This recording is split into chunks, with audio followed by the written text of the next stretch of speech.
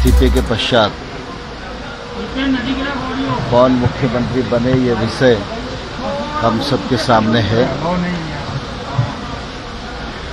मुझे और हमारे पार्टी के महामंत्री आदरणीय तरुण चुग जी को माननीय राष्ट्रीय अध्यक्ष जी ने यहाँ भेजा है। अभी हम यहाँ आने के बाद प्रदेश अध्यक्ष जी और बाकी सभी वरिष्ठ लोगों से चर्चा करेंगे और चर्चा करने के बाद क्या विधि तय होगी और कैसे आगे मूव करेंगे तो इसके पश्चात आपको बताएंगे।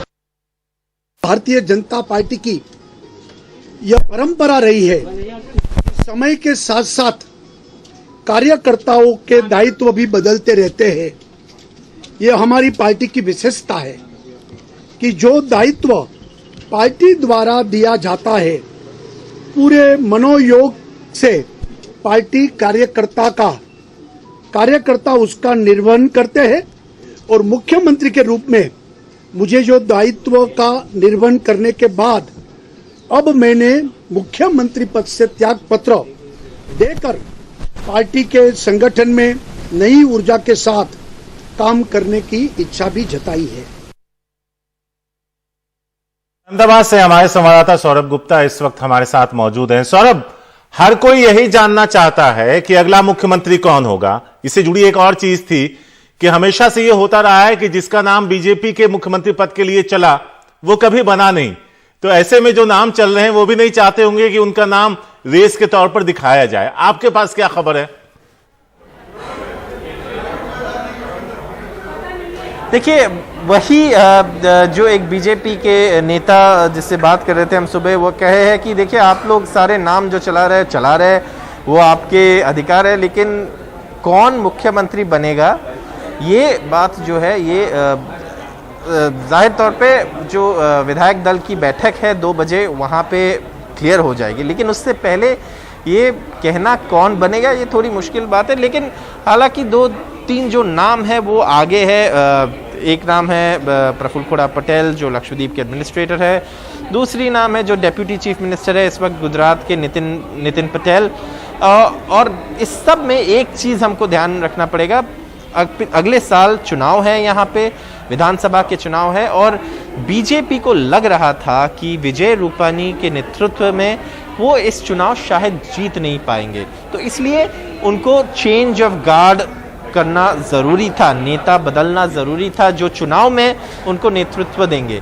तो इस मामले में इसीलिए विजय रूपानी को दिल्ली से कहा गया। ये विजय रूपानी का डिसीजन नहीं है, ये अमित शाह जो देश के गृह मंत्री है जो गुजरात से आते हैं और देश के प्रधानमंत्री नरेंद्र मोदी जो भी गुजरात से आते हैं, ये जो बीजेपी का टॉप लीडरशिप टॉप डिसीजंस बन करते हैं उन्हीं का डिसीजन है।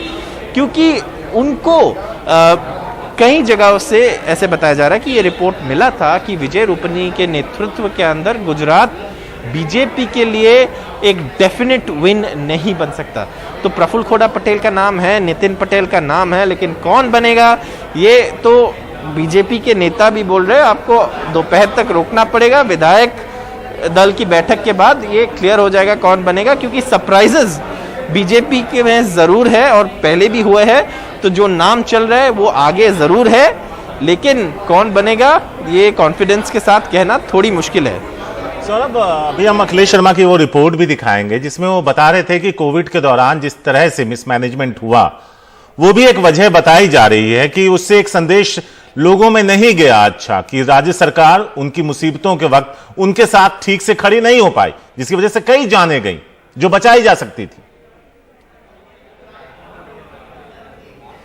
देखिए, ये बात ज़रूर है क्योंकि अगर आप कोविड के समय की बात करें, जो सेकेंड वेव की जब हम बात करते हैं, जो CR पाटिल जो अभी बीजेपी के गुजरात अध्यक्ष है और मुख्यमंत्री विजय रूपानी के बीच में तालमेल नहीं थे, वो एक वॉइस पे बात नहीं कर रहे थे।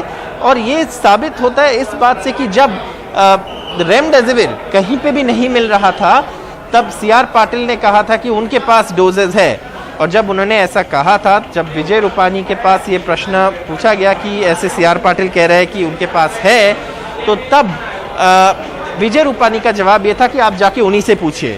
तो पार्टी के रैंक एंड फाइल जिसे कहते हैं वो विजय रूपानी से इतना खुश नहीं थे।